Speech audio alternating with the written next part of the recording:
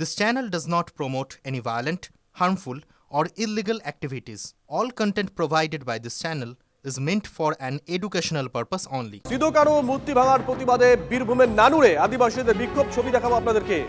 সিধু কানুর মূর্তি ভাঙার প্রতিবাদে বীরভূমের নানুরে আদিবাসীদের বিক্ষোভ। নানুর বোলপুর রাস্তা অবরোধ আদিবাসীদের। অবিলম্বে দোষীদের গ্রেপ্তারের দাবি করছেন তারা।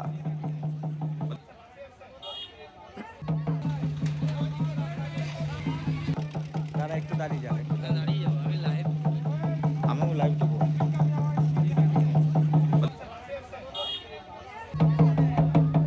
হিমাদ্রি আমাদের সঙ্গে রয়েছেন, আমাদের সহকর্মী। যাব হিমাদ্রির কাছে। হিমাদ্রি, যারা অবরোধ করছেন তারা কি অভিযোগ করছেন?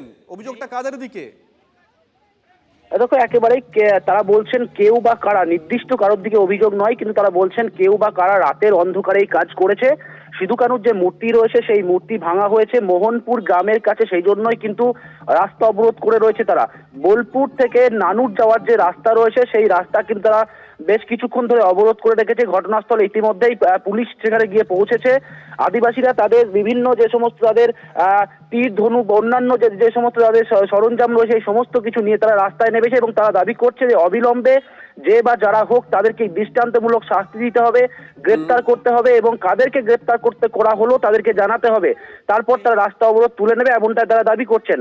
সব মিলিয়ে এখন দেখার বিষয় যে কে বা কারা এটাকে এই কাজ করেছে। ইতিমধ্যেই কিন্তু আসরে নেমেছে বিরোধী রাজনৈতিক দল বিজেপি। তারাও বলছেন যে আদিবাসীরা সুর মেলাচ্ছেন এবং তারাও বলছেন যে অবিলম্বে দৃষ্টান্তমূলক শাস্তি দিতে হবে।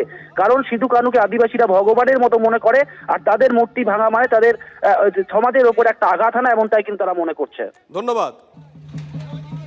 ভাঙা মানে একটা মূর্তি ভাঙা মানে এটা কিন্তু আমাদের সেন্টিমেন্টের আঘাত লেগেছে।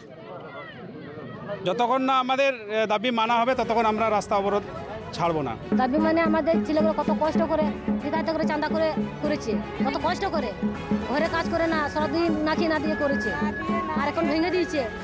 সেই জন্য আমাদের রাস্তা কত করেছে।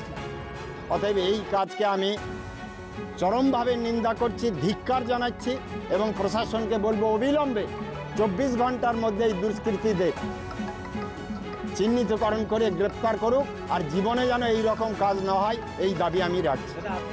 ওনারা ন্যায্য দাবি নিয়ে একটা অবরোধ করেছেন, আমাকে মানতে হবে। ওরা মনে হয় আমি একজন রাষ্ট্রের কাজ করছি সারা জীবন, নিজের বলে কিছু চিন্তা করিনি, ঘর বাড়ি ছেড়ে রাষ্ট্রের উন্নতির জন্য সারা জীবনকে দিয়েছি। ওনারা যদি মনে করেন কথা বলবো, যদি আমাকে যেতে দেয় যাব, আর যদি যেতে না দেয় আমি অন্য রাস্তা দিয়ে ব্যবস্থা করব। ভোটের আগে কোমর কষছে কংগ্রেস। রবিবার সকাল সকাল রাসবিহারী 93 নম্বর ওয়ার্ডের বাজারে জনসংযোগ সারলেন কংগ্রেস নেতা আশুতোষ চট্টোপাধ্যায়। রাহুল গান্ধীর ছবি লাগানো লিফলেট বিলি করলেন। দলের আগে জনসংযোগে আবিরও বিলি করলেন কংগ্রেস নেতা। কংগ্রেস মনে করে মানুষের কাছে পৌঁছাও, মানুষ শেষ কথা বলবে, আমরা মানুষের কাছে পৌঁছবো, তারা যে কথাটা বলবে সেইটা শুনে আমরা কাজ করবো আগামী।